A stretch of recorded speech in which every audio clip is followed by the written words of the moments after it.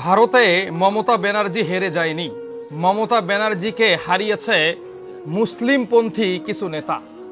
এরা মুসলিমদের ভিতরে ঢুকে মোনাফেকি করেছে, ভিতরে ভিতরে নরেন্দ্র মোদীর সঙ্গে আতাত করেছে।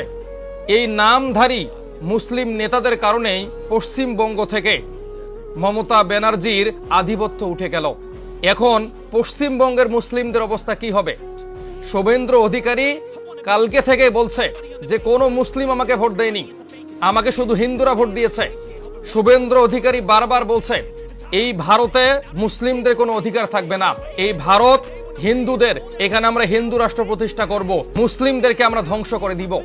যখন এই সমস্ত কথা আমরা শুনি তখন আমাদের কাছে খুব দুঃখ লাগে।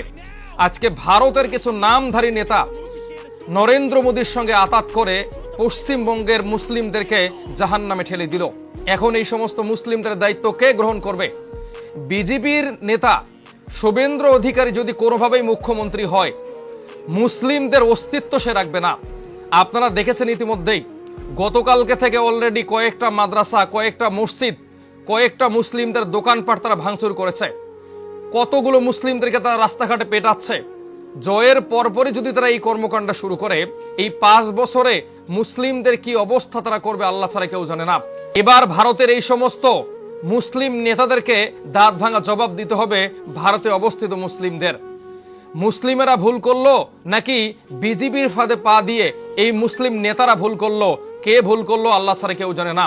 তবে আমি মনে করি মমতা ব্যানার্জি তিনি একজন ভালো মানুষ ছিলেন। তিনি কখনো হিন্দু এবং মুসলিমদের মাঝে পার্থক্য তৈরি করেননি।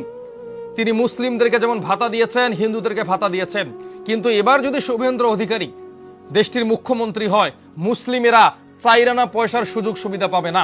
মুসলিমদের এবার সে ধ্বংস করেই ছাড়বে।